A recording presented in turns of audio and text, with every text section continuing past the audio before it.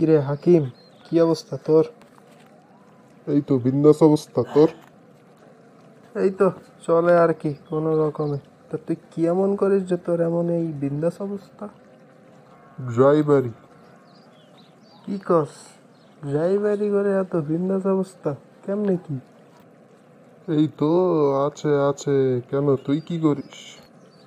আমার এই ছোটোখাটো একটা মোটরসাইকেলের গ্যারেজ আছে, তাতে টুকটাক মোটরসাইকেল ঠিক করি।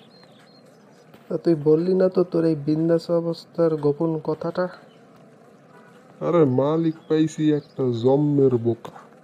কেন? আরে যেখানে মাসে 10,000 টাকা তেল লাগে গাড়িতে, আমি সেখানে মালিককে বলি আমার 22,000 টাকা তেল লাগে। আরে কস কি, তুই প্রতি মাসে 12,000 টাকা মাইরা দিস? শুধু যে আমি মাসে 12,000 টাকা মারি তা না। যখন একটা পার্স নষ্ট হয়, ধর 3,000 টাকার পার্স, আমি বলি 5,000 টাকা। এমনি এমনি মাসে বহু টাকা মারি আমি।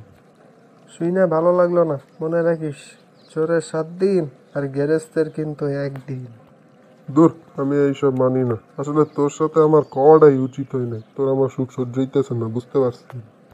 ছি বন্ধু, তুই আমার এমন ভাবলি? কিরে বন্ধু, কেমন আছিস তুই? এই 3 মাস তোর কোনো দেখা সাক্ষাৎ নাই। এই তো আলহামদুলিল্লাহ, আল্লাহ ভালো রাখছে আমার। তা তুই বললি না তোর কি অবস্থা? বন্ধু, ভালো না রে, ভালো না।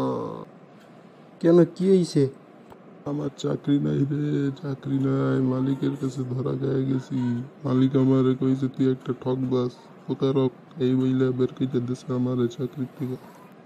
এই জন্য কইছিলাম তোরে, লোভ করিস না, লোভ করিস না। হ বন্ধু, তুই ঠিক আছিলি। আমি আমার ভুল বুঝতে পারছি। আসলে লোভে পাপ, পাপে মৃত্যু।